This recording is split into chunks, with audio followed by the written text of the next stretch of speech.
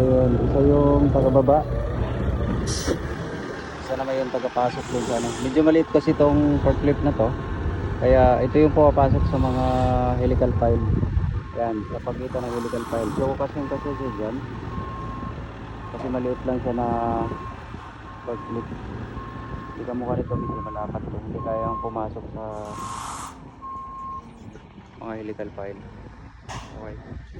So ito yung binababa natin ng mga materials. Ito yung part ng MIS, main beam, purlins, helical column, mga bracing.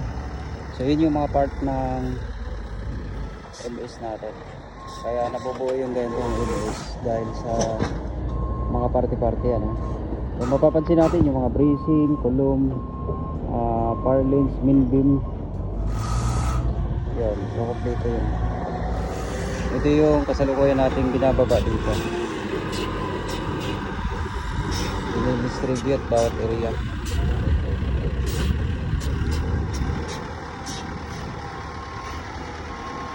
Tuloy-tuloy yan.